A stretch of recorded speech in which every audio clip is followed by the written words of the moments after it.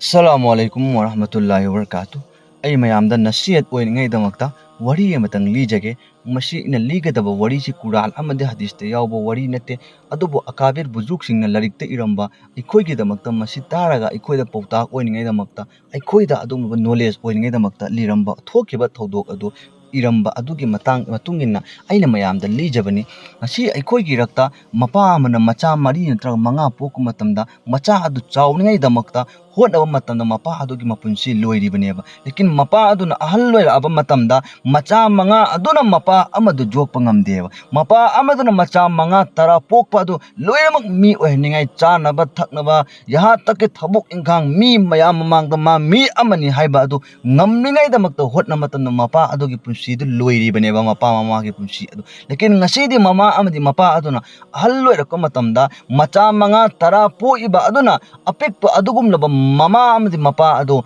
adu boba makoine senaba ngamakteba hojiki samaj asida dunya aina harise asengomakini engoba ngasi ahal khajiktang orak matamda ahan nasu yaimanasu mapa adu jokngai hotade manau nupa atombada adum injali are bhai sahab atombaga ki mapa natte nakoi loinamakki mapa ni mangonda jitra जिम्मेदारी उठाई हल्लिब अदुम तौदना नखोई पुन्ना सु मान उठाई गदा मे अदुना मसिगे मतंगदन I worry म लेजगे आई कोइदा हौजिकमक समाज त थोइब worry नि नुपा हल ओर अब महाक असि मागी मचा नुपा मंगा लेरमे माकी मचा नुपा मंगा असि नोंग ममाना मचा नुपा अहल दुगी मनाक्ते लेरम्मी यामना बिजनेस तौबा मचानुपा अहल अदु कारबार यामना चाउना तौबा पैसा नोंसे यामना पाइबा मी अमनेबा मचानुपा अदुगी मनाक्ता माना लेइरबगी मतुंगदा अहल लचिना अहल लोइरा अबनेना अमल इबादत तौबा अमसुंग इमुंग मनुंगदा दुमा पोथारगा लेइबा नत्तना मा करिसु तौबा ngamlamje अहल लोइरा अबनेना मतमदुदा मपा अदुगी मचानुपा अदुना अहल लचि युमदा सुमनेरक मतमदा मागे मिएंग अमसुंग मागे लमजत मागे नुपी अदुगी मवोंग मतौ चाना थंगनबदा तौरिबा सिस्टम अमसुंग अदुगी मवोंग अदु अहल अदुना खंगे अइगोंदा ngasi makoin utliba mawong nare e hidak leibini khangdaba sugumba mawong asina aiba makoigi manakta leheningde haiba asi mapa aduna khanglammi ahal aduna atamaduda ahal aduna makoida hairami ichanupa nang karisu khallu garno napa aine nangi nakta ai layroige aigi ani subu ichado adugi manakta ai chatlaga layrurage aduna nang karisu warroi ngasi nong ni layraba matungda ai soidana aigi ichanupa ani suba adugi manakta ai chatladabani haina haiba matamda imung adugi ahal adugumlaba macha nupa amsung mau adu yamna harawlammi ikhoidagi arwaba potlum amadi thang thagadawre haina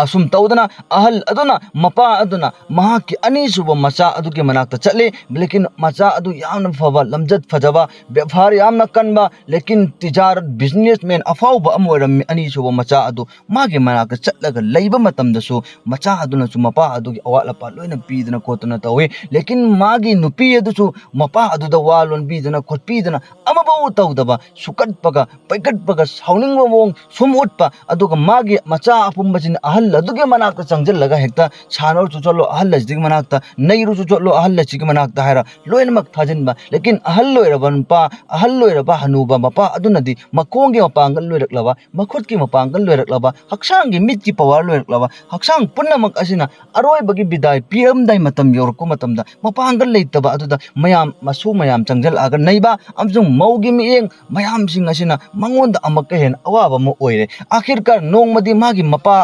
aduda machanupa aduna mau aduna machanupa adu thaujalabagi matungda machanupa aduna mapa aduda haire karina chatkro haina di tanthokpa yatabanena machanupa aduna karina haire matamda ipa nacha aina tawriba thabuk sing asida ipa su yawjallo aduga mateng bang oyumda sum free da leibabudi haina haiba matamda mapa na di karamna mateng pangani mapa mo oibagi mapangan apumda pumloi loiraklaba ahal loiraklaba makongi makhutki power loi pangal kal loira aba sola aba matamda karamna magi mateng pangani magi si ai sida lehening dabagini haibisi magi mawong duna adumak taklame matamadda ipadi kari sungamdre ichanupa napa naina ichagi damakta kari pangani nakoigi damakta punsi eji panga kata lakpani thabuk sudan lakpani lekin ngasidi ai kari su tawba ngamdre hai matamda pare ipado itaragati sida ipana sum frida leibobodi ai koi inaunupa ahum suba adugi manaktane ipana chatlo aduga chatlaba matungdane nacha ai su sida thabuk chinmanena ipa sum lejanbasi matha sajalakpa thabuk ta biji yamno ore aduna ipana chatlo चलो इनाउनुपा याइमगी मनाक अहुम सुबदुगी मनाकता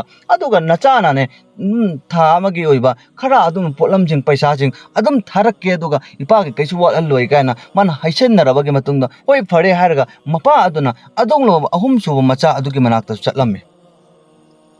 अहुम सुब मपा मचा अदुगी मनाकता यौबा मतमददु assume तौदना मागी मचासिंग असिना मागी मिएंग नत्तबा येंगबा अहुम सुब असिजु यामना दुकान फंगदना कारबार तौदना लैबा मियोय ओरमी अदु मासी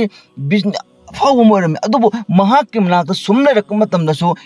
महाकी मौ अमदी मपा अदुला चुल्ले हेनिंगदबा अदुगी मवोंगदो सुमुरक मतमदा डायरेक्ट मपा अदुदा हाइरे कइने इपा नने सिदा सुम लैबा होंगदे अतोपा लैरिबा इचिन नाउ सिंगी मनाकसो चल्लगा लैबा यादब्रो अइखोइदा सुम लैगे हारबा अइखोइ थबोगनगा मरोलम चिनबने इमुंग मनुंगी मेंटेनेंस तौबदो वारकपने इपासु चतक्रो कनागे मनाकतनो अदो लैररो हाइना मखोइगे थमोइदा मिनुंगसी मथतलमत याउदबजा मपा अदुबो मयुमदा लैबा यादे हाइना अम्मदा अमुक चंगी लेहेनिंगदा अम्मदा अमुक चंगी लेहेंदा आखिरकार सुम चलगा मागी अरोइबा मचानुपा अतोंबा अदुगी मनाक चंगलम्मी लेकिन मचानुपा अतोंबा अदुदी यामना लाइरबा नोंमगी चरा मीगी थबुक सुरगा चरा तालगा चाबा लेकिन ईमान तरिक यामना लैबा मचिन थीदबा अचुंबा तंगांगबा अफबता हाइबा अदुगुमलब मपा मचानुपा अदु ओरम्मी लेकिन माकी मनाकता लाइबा नुपी अदु हाइदी मागी मचानुपा अतोंबा अदुगी नुपी अदुसु यामना फबा अदुगुमलबा बेफार मचा खंगबा यामना ईमान तरिक लैबा नुपी ओरम्मी लेकिन मपा अदु लाक मतमदा मतै मनाव अनीमक यामना हराउरम्मी इपा लाकपची यामना नुंगाइरे इपा नंग अइखोइगी इनाक्तगी सुचत चल्लनो नचानुपा अतोंबगी मनाक्तने अदुम नैरो इपा इचानुपा अतोंबा नचानुपा अतोंबदी पैसासु यामना पाइजदे अदुबो नोंमगे फंगपक पैसा खरसिक अदुनने हाउबा चारगा इपागी गुली लैदना सेवा तौदना नुंगाइना लैमिन्नरचे हाइना हैरम्मी आखिरकार लैरबगी मतुंगदा मचानुपा अतोंबा अदुना मपा अदुगी सेवा तौबा अवालपा अमत लेहंदबा माना नोंमगे अफंग पैसा खरा सुरगा मदुना फंगक पैसा अदुना शांतिदा लैब मतम मसिदा मपागे मनाकता करी करीगु मतम चंगजलगा इपा करी अवात लैबनु अइने युमदगी मपान थोकिबा मतमदा मौना कंग इपादा सुमचुंबा शिकायत तौरक खोलक लैब्रा नफसा इंगोदा हैरो अइ मागे परा तमगे हाइ मतम करीसु लैते हारगा मपा अदुना मचानुपा अदु अतोंबा अदुगी सेवा अदु उबरगा मागे थमोय सेंगबा अदु उरगा यामना हराउरम्मी लेकिन अहल अदु नोमगे सोंजल्लक्लम्मी मतम मदुदा मपा अदुना मचानुपा अतोंबा अदुदा हैरम्मी करेना इचानुपा नपा अइनने मी खुदिंग मक्की मनाकता चटलगा अइगी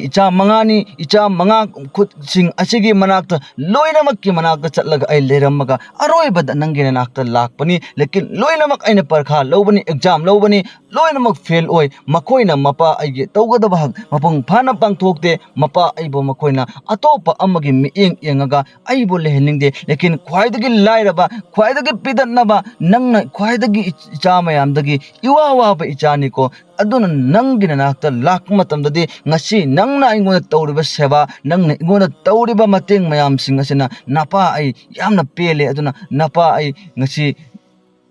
हक्चांग की यामना नुंगाइरक्ते अदुना नपा आई ngasi दुनिया थादोक चतकिबसु याइको हाइ मतमदा मपा अदुगी वही अदु ताबा मतमदा मचा अदुना ममित्तगी मपि चदुम तारा कपनमे इपा अदुम्बा वातो हाइगनो इपा न इचा कोई गी मनाक्तगी चतक्रगदी नचा करमना हिंगौगनी नचा अदुकी मतिक यामना वागनी अदुना इपा नंग अइखोइ थादोगा नचा थादोगा चतकनु को हाइना हरमी अदुबो मपा अदुना हरमी ए अइगी इचा नुपा तोंबा दुनिया हाइबसे असितनी नोंगमा नत्रगा नोंगमदि सोइदना थादो अमगा चटलदगबनी नोंगमा नत्रगा नोंगमदि सेटनरदबनी इपा इचा हाइरगा असुम तौदना मपा अदुना मचा अदु हरमी ए अइगी इचा नुपा नपागे अरोइबा मतम हाइबदु ओइरकदौरबनी अदुना नंग हौजिक ओइबा याय हयेंग ओइबा याय अदुबो अइ नंगोंदा अमानत अमा सिन्नरमगे मसिगी वाफम असे नंग खक्किदमक्तनी अदुगा नंग अइना हाइगदबा थबुक असि नंग कनादा हाइदोकनो हाइना हाइरमे मतम मदुदा अदुगुमलबा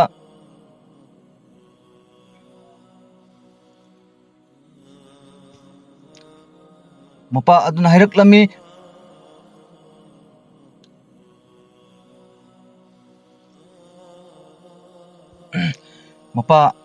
मपा अदुना मचानुपा अतोंबा दुदा हाइ करी हाइना हाइगी इचानुपा नंग बगदाद हाइरबा अदुमलबा लम अदुला चटलो अदुगो फुलाना अदुमलबा गली अदुला चंगबा मतुंगदा अहल हनुबा सुमना अहल अमा लैरमगनी मदुगे अहल अदुदा न आई फुलाना आइगी मिंग पल्लगा हायो आई लैखिद्रे अदुना लैखिद्रबा अदुगी महाकना थमंबा अमानत अदु ꯄꯤꯔꯛꯑꯣ ꯍꯥꯏꯅ ꯅꯪ ꯆꯠꯂꯣ ꯑꯗꯨꯒ ꯃꯍꯥꯛꯉꯣꯟꯗꯒꯤ ꯑꯃꯥꯅꯠ ꯑꯗꯣ ꯎꯄꯨ ꯑꯗꯨ ꯅꯪ ꯂꯧꯔꯒ ꯄꯨꯔꯒ ꯂꯥꯛꯑꯣ ꯑꯗꯨꯒ ꯑꯃꯥꯅꯠ ꯑꯗꯣ ꯑꯩꯅ ꯅꯌꯥꯝꯕ ꯃꯉꯥꯃꯛ ꯃꯔꯤꯃꯛꯀꯤ ꯃꯅꯥꯛꯇ ꯆꯠꯂꯒ ꯂꯣꯏꯅ ꯄꯔꯈꯥ ꯂꯧꯔꯕꯅꯤ ꯂꯣꯏꯅꯃꯛ ꯐꯦꯜꯅꯤ ꯑꯗꯨꯅ ꯃꯈꯣꯏꯁꯤꯡ ꯑꯗꯨꯅ ꯑꯩꯕꯨ ꯌꯣꯛꯅꯤꯡꯗꯦ ꯑꯗꯨꯅ ꯃꯗꯨꯗ ꯌꯥꯎꯔꯝꯕ ꯄꯣꯠꯂꯝ ꯈꯨꯗꯤꯡꯃꯛꯁꯤꯡ ꯑꯗꯣ ꯅꯪꯅ ꯃꯈꯣꯏꯗ ꯄꯤꯕ ꯌꯥꯔꯣꯏ ꯅꯪ ꯈꯛꯀꯤ ꯑꯣꯏꯒꯗꯕꯅꯤ ꯅꯪ ꯑꯗꯨꯅ ꯍꯧꯗꯣꯛꯅꯔꯒ ꯅꯪ ꯆꯥꯎꯈꯠꯅꯤꯡꯉꯥꯏꯒꯤ ꯍꯤꯡꯕꯗ ꯖꯔꯤꯌꯥ ꯑꯃ ꯑꯣꯏꯅꯤꯡꯉꯩꯗꯃꯛꯇ ꯃꯍꯥꯛ ꯑꯗꯨ ꯅꯪ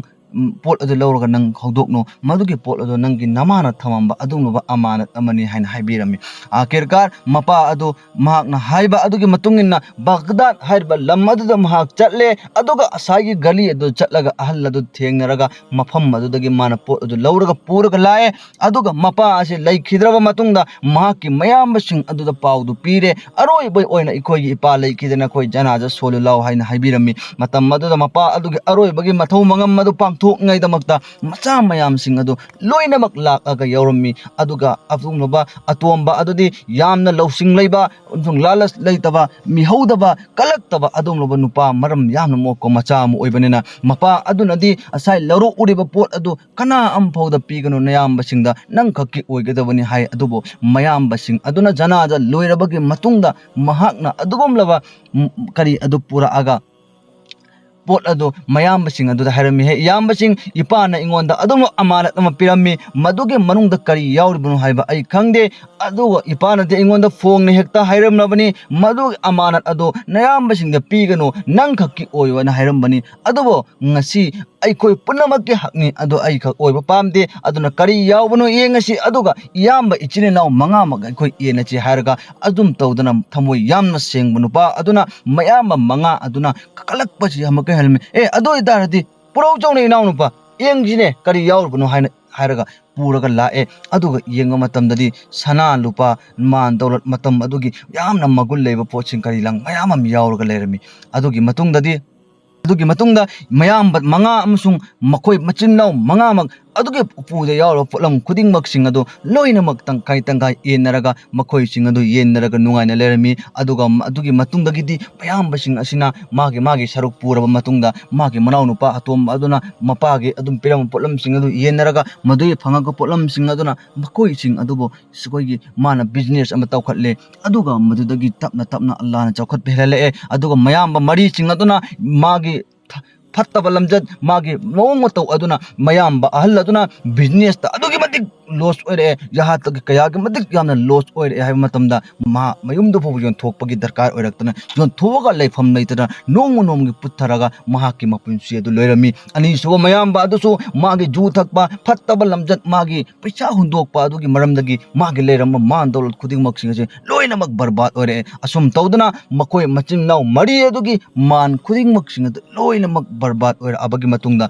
आखिरकार लाए मनाउनुपा अतोंबा अदुगी करिसु लैतेन हरम थमोइ सेंगबा अदुगी मनाक्ता ला अबगी मतुंगदा महाक मतेंग नीरगा महाक ओदगी मतेंग लौरगा मतेंग खजिक्तंग ओइनकी लेकिन वरी असिन ताकनिंगबदि करी मपा अदु हिंगिंगै मतमदा मपा अदुदगी द्वा लौरगा पुंसी अदु बरकत लेहौनिंगै दमक्ता होटना हौदबा Mopa अदुदगी थमोइ नहनगिबा Mopa अदुगी बद्वा लौखिबा अदुगी मरमदगी ngasi natragaso hayengdi magi punsi aduda blaikha taraga barkat laktabani aduna aikoina wari asida aina hainingbadi para tamningbadi karino haibda aikoigi inakta ipa ima hingiba taragadi makoi aduna hingingai matamda makoi machindagi badwa laudabida makoi dagi afaba dwa lauchi khangbanatte magi निंगब थुंगदबा नंगना तौरिबा लमजत अदुगी मरमदगी अल्लाह ना नंगी पुंसी अदुदा बरकत लाक्त्रिबा पुत्तरिबा खुदिंगमक्सिंग अदो अदुगी ओइरनबसु याय असेंगमक्की लारिक्ति याउरबनी नंगी पुंसीदा बरकत लैगे हाइबा तारगदी इमा अमदी इपा अनिगी दुआ लौबियु मखोइबो शांति फंगल्लु हाइना कुरान दा अल्लाह ना हारे करीने करीगुम्बा नंगी इमुंग नंगी इमा अमदी इपा अदु अहल लोरबा नत्रगना अनि अदुगी मनुंगदगी अम्मा अहल लोइबा तारगदी मागी मचिंदग उफ हाइबा नुंगाइतबा अदु अदुबो थोखनगनु हाइना अल्लाह ना कुरान दा हाइरेबनेबा अदुना अइकोइगी इमा अमदी इपागी सेवा फजन तौसि इंशाअल्लाह अदुगी बरकतगी अल्लाह ना इकोइदा बरकत पीरबीगनेबा अदुना हाइरेबा वही असे कोइ म्याम पुन्ना अमल तौबगा लोइना मिपुंग खुदिमक्की मनागा शेयर तौर खंगनजेबा इंशाअल्लाह मिपुंग खुदिमक्ना चैनल असे सब्सक्राइब तौबिरगा थंबियो मतंग आई उसिदगी हेना फजबा अइकोइदा यामना कानाक्तबा वरी अदुगुम्लो बयान आई पूरगा लाक्चगे इंशाअल्लाह अदुना